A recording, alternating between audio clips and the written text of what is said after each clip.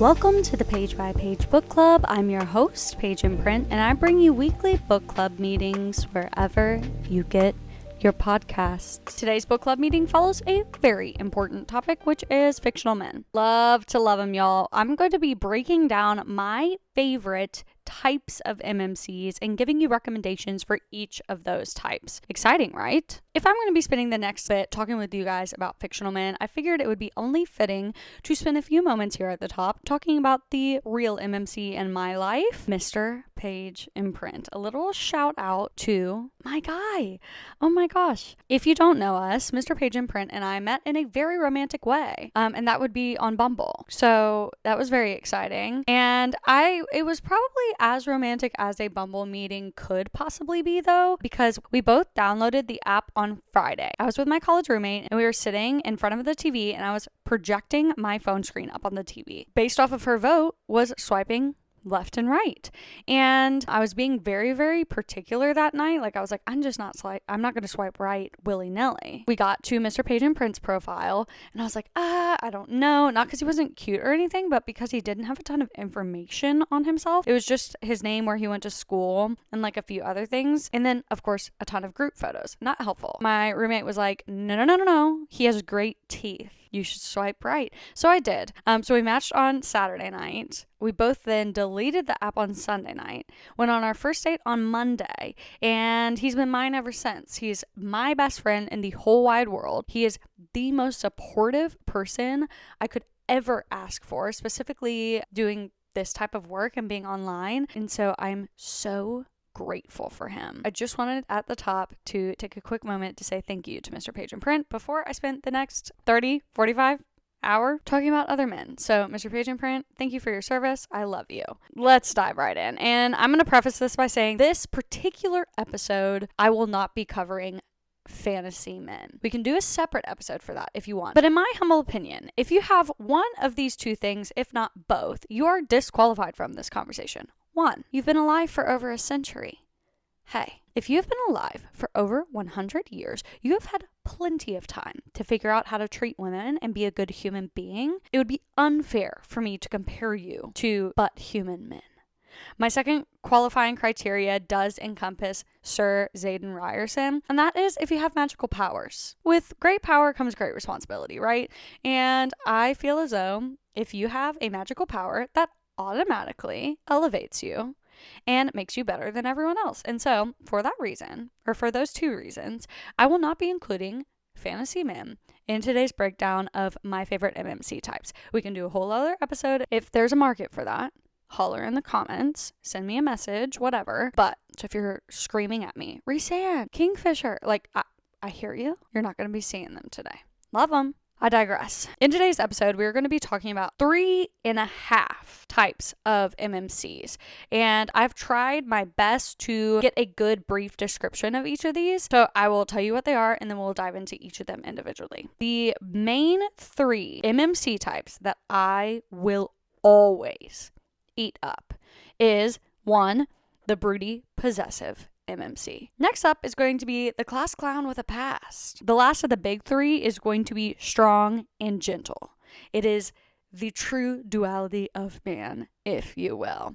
Now, that extra half MMC type kind of falls in between the broody and possessive and the class clown with the past, and the only way I could describe it was reformed playboy, because the 3 characters I have in mind that fall under this category are all reformed playboys with a bit of a past. So maybe not even a bit of a past. We'll dive into it later, but that's my extra half point. Let's get right to it. Let's talk about the broody and possessive MMCs. These MMCs are the guys that are everything to everyone. They are relied upon. They are in charge of things and operations and people. And without them, things would simply fall apart. I will be explaining this further as I get into the actual examples. They're usually in charge of something, whether that be the foreman of a ranch, which is actually what most of these guys are, or they are a business owner or a single dad maybe. So they are in charge in some capacity and they have the weight of the world on their shoulders. I feel like those are the 3 defining elements of these broody, possessive MMC types. Another thing that actually I hadn't noticed until I was prepping for this episode is that a lot of these MMCs were scorned in the past, often by an ex. They had kind of a bad experience with relationships, and for that reason, they have decided that they are better off without one. Oftentimes, they are gentle or soft only for the FMC and or a child or animals in their life. And to me, with the children and animals things, like children and animals are good signs of character, yes? And being broody and possessive kind of could be off-putting.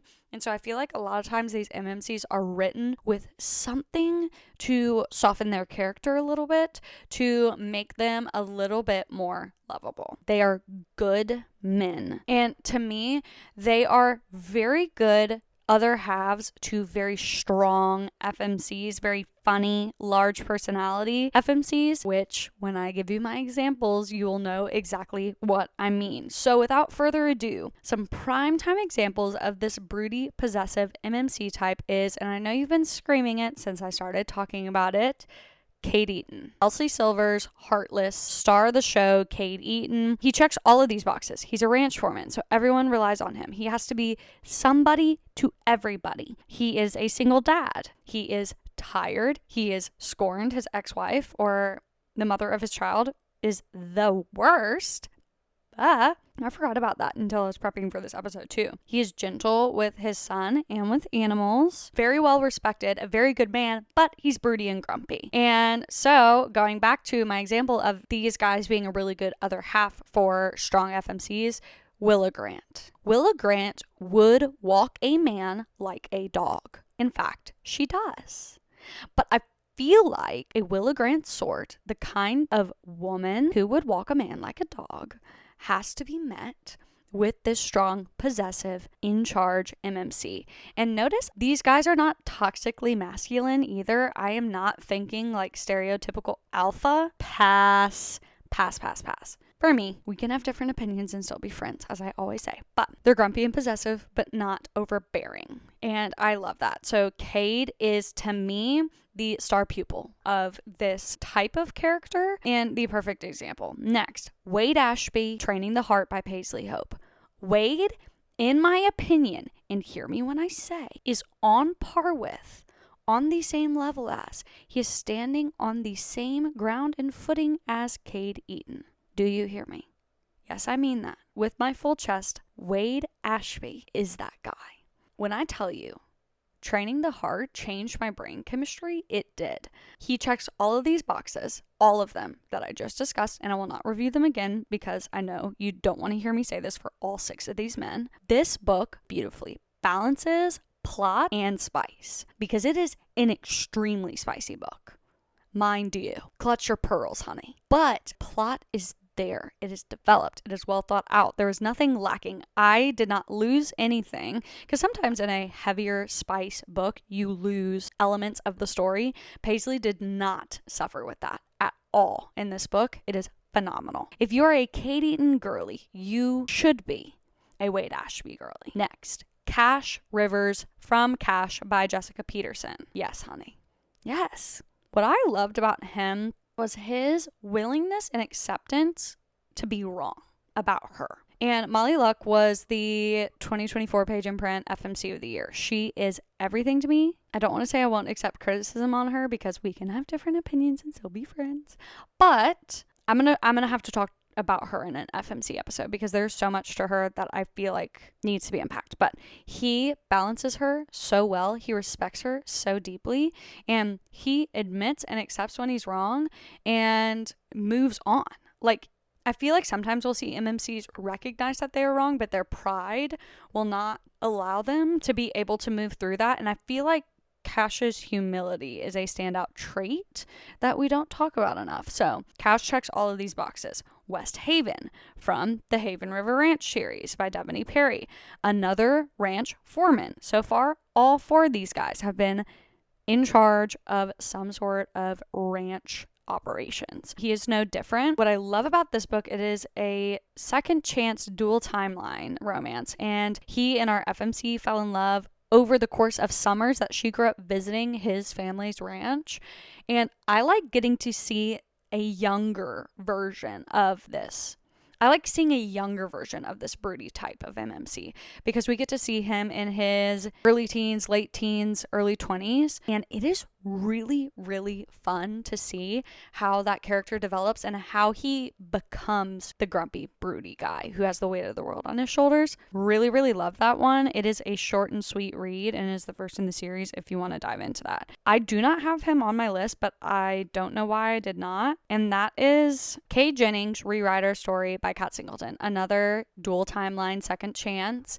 And this offers this very similar perspective to West Haven. If that's a type that you like, highly recommend both of those. Grant Fox, Bourbon and Lies, Victoria Wilder. Now, this one's interesting. He works at a bourbon distillery, owns it with his 3 brothers. He is not a single dad and he does not necessarily work with animals. He does like ride horses and that kind of thing. But I think what softens his character and kind of sets him apart a little bit is he is more of a broken hero. He lost his ex-girlfriend, ex-fiance, tragically, and is still moving through the recovery process and the healing process of that when we meet him in the beginning of Bourbon and Lies. And so kind of fills that void of needing the softness, but it also adds a brokenness level to it that is unique. So Grant Fox, y'all know I love that one. Romantic suspense if you want a little bit of angst. Last guy to fit this mold to me is the only guy who is not a small town hero, and that is going to be Kai Rhodes. Kai is broody and possessive. You can't tell me otherwise. He is a single dad. This is a single dad nanny romance, similar to Heartless. That is why I put Kai and Cade in the same bucket. I do recommendation videos with those two guys. I've done a few of them, and I just think that this particular personality type is what ultimately drives them together. He is a baseball player. He is not a cowboy or a farmer, but oh man, we love Kai. Gosh, now that I'm thinking about that book, is it time for a reread? It might be. Okay. 2 other guys, I will just list them so we can move on to the next little bit, would be Gus Ryder from Lost and Lassoed and Noah Barden in a Jam. I might have to do a full episode on In a Jam. It was the second book I ever read as a romance reader, and I am so deeply in love with that story. It is not even funny. It is one of 2 books I have ever reread in my reading journey. So, Trust and Belief. Obsessed with Noah Barden. Now, this was the secret option 1.5. This was the half option, and if they remind me of any type, it's going to be the broody and possessive, but they are the reformed playboy, and they're a little bit more silly. They aren't exactly grumpy and broody, but they're also not the class clown. They have their funny moments, but they also have their serious moments, and they're incredibly protective, possessive, and usually, with all due respect, have a little bit of past trauma. And 9 times out of 10, they're going to be a reformed playboy because they don't believe in long-term relationships or just have no interest in them. Primetime examples of these guys, I have 4, are going to be Camden Teller, Stand and Defend. If you have not read it, please do. If you end up liking Training the Heart, read Stand and Defend. If you've read Stand and Defend but haven't read Training the Heart, you should. These guys are very similar. However, Camden is a little less serious, a little less weight of the world on his shoulders, and just a little bit more, I don't want to say he needs to grow up because he doesn't. It's not that. Okay, all 4 of these guys, to me, give I can fix him, no really I can't. And I mean that with respect and love. Okay, so Camden falls under that. He is roommates with his ex-best friend's ex-fiance. So our FMC is dating Camden's childhood best friend. Turns out the childhood best friend sucks. So Camden's not friends with him anymore. And she's no longer engaged to him. So they are living together. It's like a safety issue too. So very possessive, very protective. Gets in a fight for her. Beautiful. Jackson Riley, Fall With Me, Becca Mack, same type beat dude. And his past affecting his present. I mean, same guy, different font. Callan Keene, On Lover's Lane. Callan Keene has earned himself a spot in my top MMCs of all time. Yes, he has. He is that good. You know what I love about him? And I don't want this to turn anyone off of this story because he is so strong, so attractive, very, very, very manly. So like, hear me when I say that. He cries, and I love that. Somebody check on her. Okay, yeah. No, he cries. And I don't know why, but a man willing to care enough to get emotional, give it to me now. Give it to me now. I will take all of them that you have. Okay? Callan Keen on Lover's Lane by Samantha Young. Lastly is going to be Bo Eaton from the Elsieverse, Chestnut Springs. I'm trying to include some of these more popular characters to kind of give you a litmus test for these characters. So Bo is another one of that. His past comes from his military experience and PTSD. That was your secret half option. I love those guys, but they don't fall into any of my 3 buckets. Cool? Next, class clown with the past. This is option number 2. And you know I love them. I talk about them online all the time. These are the funny guys. They are the jokesters, but it's all a facade. It's all a sleight of hand trick, if you will, to cover for the fact that they're truly, deeply sad or broken. Somebody check on me. Is she okay? Why is she okay? Nobody knows. Now that I'm saying it out loud, it's kind of concerning. I digress. They're funny to cover up their pain. And they're funny as a distraction and almost as a survival tool. Because if they're laughing at him, if they are perceiving him as funny or unserious, they won't dig too deep. Oh, the pain. I'm obsessed with this type of character. It is one of my favorites for a reason. I think it is hard to execute and isn't executed often, but when it is done, I absolutely love it. I have 4 examples for you. Theo Silva. Theo, mother, freaking Silva. Okay? Blueprint. I'm at a loss for words thinking about Theo Silva. Reckless. Elsie Silver. Bull rider. Turns out he's a dad, but didn't know. In my Big 5 episode, I really go into depth about what this story is about. But Theo is my favorite Elsie. Well, is he my favorite Elsie Silverman? There's a WWE SmackDown style fight for my favorite Elsie Silverman between Theo and Weston Belmont. If someone wants to book them for WrestleMania this year, they can. Fighting for my heart, if you will. But Theo is one of my favorite Elsie Silverman. It is neck and neck. I love his silliness, but I also love his ability to be serious, to lock in, to defend Winter. He is the perfect sunshine to her grumpy, the perfect golden retriever to her black cat. As many of you know, I am a big, big advocate for the sunshine trope, and I have no hate at all for the grumpy sunshine trope. I have no hate at all for the black cat golden retriever trope, but I absolutely adore, eat up every time the sunshine trope, and it doesn't happen often, which takes me into Gibbsy and Claire from Taming 7, Chloe Walsh. Gibbsy is another blueprint example of this type of MMC. His story is truly so devastating. If you have not read Taming 7 yet, hello, and you can do it on audio because they have Irish accents and it's so fun. Gibbsy is absolute perfection example of this. Next is Isaiah Rhodes, Windy City series, Play Along. He is funny, not taken too seriously, but it's all a guise. It's all a facade. Love, love, love Isaiah. Last but not least is Wyatt Rivers from Wyatt by Jessica Peterson. He is the most recent MMC I have found to fit this mold, and I absolutely ate this book up. Childhood best friends, fake dating. They have both loved each other forever, and she helped him move through the loss of his parents. And so I do think that that is such an incredible one for this. So now we get into the last type of MMC, which would arguably be my favorite type of MMC. And these are the strong and gentle MMCs. So they hold space for being extremely strong, in charge, taking care of business, while also having the ability and capacity to be soft and gentle. So the difference between these MMCs to me and the broody and possessive types is going to be lack of grump. And they have a bit more silliness to them. Like, I would never call Kate Eaton silly, but I would call Weston Belmont silly. You see what I'm saying? So these are my favorites. They remind me most of my husband. Shout out Mr. Page and Print. I'm gonna love a man that reminds me of my husband, okay? So despite the respect that these guys demand and the strength that they hold, they are gentle and extremely emotionally intelligent. Ding, ding, ding, ding, ding. Hot. Emotional intelligence is hot. Breaking news. And I really would say that these guys are made to be dads. A lot of them are dads or the MMCs to a single mom. These characters fall into the father role really, really well. Some of them are not, but most of them are. So yes, they are either a single dad or a bonus dad. So I already mentioned him, Weston Belmont. Such a perfect example of this character.